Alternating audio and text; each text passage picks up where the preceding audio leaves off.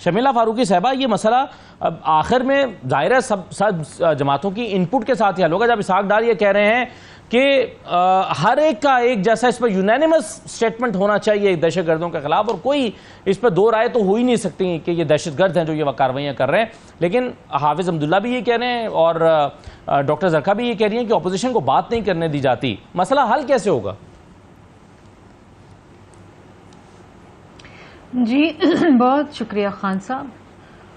I don't know कि ये senate की आई एम श्योर बात कर रही हैं कि वहाँ पर बात करने नहीं दी जाती या जाती, लेकिन I fail to believe that because Gilani साहब एक बहुत ही अच्छे और मंझे हुए सियासतदान हैं और हमने उनको देखा है अमली तौर पे कि वो ट्रेजरी बेंचेस से ज़्यादा अपोजिशन मेंबर्स को तरजीह देते हैं और उनको टाइम देते हैं। बल्कि कभी कभी तो हमें उनसे ये शिकायत होती थी कि हम उनसे कहते थे कि आप हमारे प्राइम मिनिस्टर हैं या अपोजिशन के हैं। लेकिन मैं ये ज़रूर कहूँगी कि क्योंकि मैं नेशनल असेंबली में होती हूँ तो यहाँ मैंने ज़रूर देखा है कि जितना वक्त ऑपोजिशन को बात करने के लिए दिया जाता है हम ट्रेजरी मेंबर्स को नहीं दिया जाता, और हमें ये स्पीकर साहब से शदीद शिकायत है। दूसरी चीज़ ये है कि जो टाइम ऑपोजिशन के मेंबरान को दिया जाता है जिसमें इनकी जमात भी शामिल है, उसमें वो सिवाय कैदी नंबर 804, सिवाय फॉर्म 45 के, सिवाय बुशरा बीबी के और कोई बात नहीं करते।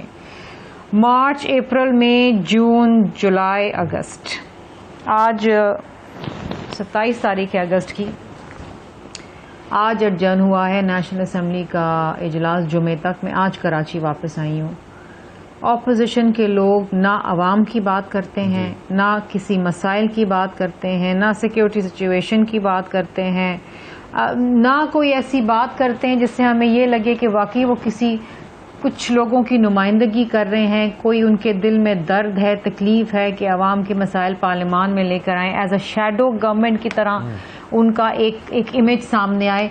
यहाँ तक कि मुझे हम जैसे बहुत से मेंबरान को शदीद शिकायत है कि जब ऑपोजिशन लीडर जो इनकी जमात के हैं, जब उन्होंने बजट की स्पीच दी, आई थिंक वो 3.5 पौने 4 घंटे की स्पीच थी उनकी, उसमें 33 सेकंड, सिर्फ 33 सेकंड उन्होंने बजट की बात की। उसके अलावा सारी बातें अपनी सियासत, इमरान खान, ये वो सब ये था। So we were really really disappointed because ये बहुत ही सख्त बजट था और हम सब ने इसके ऊपर बात की और हम समझते थे कि ऑपोजिशन लीडर का वो किरदार जो कि हम चाहते हैं सामने आए, वो तो मैं समझती हूँ टोटली फेल हो गए उसके अंदर, कि किसी किस्म की भी कोई उनकी स्पीच में, उनके काम में किसी किस्म की ही adds zero value to the assembly, zero value. अब आ जाते हैं बलूचिस्तान के मामला पे। बलूचिस्तान का मामला, जी जी जी कहिए कहिए जी कहिए। देखिए, बलूचिस्तान का मामला इंतहाई हसास है और ये इंतहाई खतरनाक लेवल पे चला गया है। बलूचिस्तान में लोगों की महरूमियाँ हैं, शिकायत हैं, और हम कहते आते हैं कि जी हम उसका अजाला करेंगे, बलोची लोग हमारे हैं, लेकिन अमली तौर पे वहाँ पर ऐसा कुछ हमें नज़र नहीं आया। एक कोशिश की आसिफ अली जरदारी साहब ने तहे दिल से, वो आगाज़ हुकूक बलूचिस्तान का पैकेज था जिसमें एक काम शुरू हुआ था। उनके जाने के बाद न जाने फिर वो कहाँ गया वो काम। अब बात यह है कि जिस तरीके से वहाँ पर आम शहरियों को और बिलखुसूस जो पंजाब से आते हैं उनको चुन चुन के कत्लेआम किया जा रहा है, जिस बारबेरिक तरीके से किया जा रहा है, वो इंतहाई खतरनाक है। फिर वहाँ पर इशू, शर्मिला साहब आपकी आवाज़ ठीक नहीं आ रही, मिसिंग पर्संस का है। आपकी आवाज़ ठीक नहीं आ रही। हम जी जी जी जी कहिए, अब आ रही आवाज़, आ रही है कि नहीं आ रही? ओके। वहाँ पर जो इशू मिसिंग पर्संस का है, वहाँ पर जो बलोच सेपरेटिस्ट का जो इशू है, BLA वहाँ पर स्ट्रांग होती जा रही है। हमारे सिक्योरिटी पर्सनल वहाँ पर शहीद हो रहे हैं, अपनी जान का नजराना दे रहे हैं। देखिए 25 और 26 की रात और 26 का दिन इंतहाई ख़तरनाक था, इंतहाई तकलीफ है कि वो 70 लोगों को वहाँ पर, जिसमें हमारे 14 सिक्योरिटी पर्सनल थे, वो भी शहीद हुए हैं। 38 लोग जो हैं वो बस से उतार के उनको मारा गया। फिर बोलान एक्सप्रेस में ट्रैक के ऊपर आपको 6 लाशें मिली हैं। तो ये पूरे 24 घंटे के अंदर कुछ 70 लाशें जो हैं हमने उठाई हैं, 70 लाशें। देखिए, कुछ ऐसे लोग हैं जो गुमराह हो गए हैं, जिन्होंने हथियार उठा लिया है, जिनसे बातचीत के ज़रिए उनके मसाइल हल करने के बाद उनको हथियार रखवा के कौमी धड़े में लाया जा सकता है। कुछ बिल्कुल दहशतगर्द हैं। फिर वहाँ पर जो हमारे कुछ दुश्मन ममालिक की जिस तरह इंडिया है, उसकी शदीद मुदाखलत है और वो उसकी बलूचिस्तान की सरजमीन को इस्तेमाल कर रहे हैं और मासूम लोगों को वरगला के हमारे खिलाफ इस्तेमाल हो रहे हैं।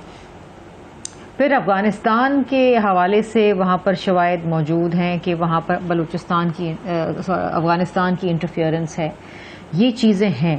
So there are multiple issues. अब देखिए let's give him that benefit doubt. उन्होंने कहा होगा जी एक ऐसा चौकीदार है, मुझे उनको ठीक कर देंगे।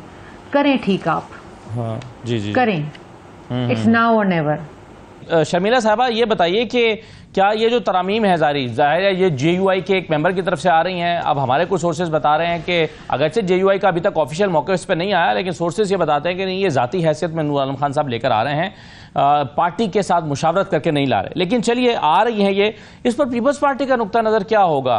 क्या मखसूस नशस्तों के हवाले से अब आइन में तरामीम अगर लाई जाती हैं, क्योंकि नुक्ता नज़र तो पीपल्स पार्टी का भी यही है कि ये सीटें हुकूमती इत्तेहाद को मिल जानी चाहिए, और फिर ये तौहीन अदालत का बिल मंसूख करने के लिए क्या पीपल्स पार्टी इसको सपोर्ट करेगी? देखिए जी, मेरी सुबह मुलाकात हुई थी नूर आलम खान साहब से और मुझे ये तासुर नहीं मिला कि शायद उनकी पार्टी के हवाले से, उनकी पार्टी से मशावरत के साथ वो ये लाएं। I think as a private member वो अपनी सोच के मुताबिक लाएं। उसमें एक तो बिल है जो वो डिस्कस कर रहे थे मुझसे, वो ये था कि एक पॉलिटिशियन के लिए ड्यूल नेशनैलिटी जो है वो इज़ अ बार, हम इलेक्शन नहीं लड़ सकते हैं। तो उनका एक बिल ये था, बल्कि 3 बिल थे कि जी कि फौजियों के पास भी ड्यूल नेशनैलिटी नहीं हो, जजेस के पास भी नहीं हो और ब्यूरोक्रेट्स के पास भी नहीं हो, किसी के पास ड्यूल नेशनैलिटी नहीं हो। एक बिल उनका ये था, और दूसरे भी कुछ ऐसे बिल थे। एक तो कंटेम्प्ट ऑफ कोर्ट के हवाले से उनका कोई बिल था। सो आज वो क्योंकि हाउस एडजर्न हो गया, कोरम पूरा नहीं था, तो ये अगले प्राइवेट मेंबर डे पे आएगा। तो उस पर गवर्नमेंट का क्या मौक़िफ़ होता है I don't know, law minister उसके ऊपर बताएंगे। नॉर्मली ये तमाम बिल्स जो हैं ये कमेटीज़ को रेफर हो जाते हैं और फिर कमेटीज़ के अंदर डिसीजन होता है कि आया इस पर क्या करना है, तरमीम करनी है नहीं करनी है, what ever the reason. But dual nationality के हवाले से तो जी देखिए, मैं समझती हूँ कि अगर dual nationality is a bar for a politician, देखिए अभी ये बिल आया ही नहीं ना, ये तो सिर्फ क्योंकि मैं सुबह हाउस में थी और वो भी थे, तो एक डिस्कशन हो गई और मैं बिल्स पढ़ रही थी तो पूछा मैंने उनसे, लेकिन ऐसा पीपल्स पार्टी का तो उस पर डिस्कशन नहीं हुआ ना।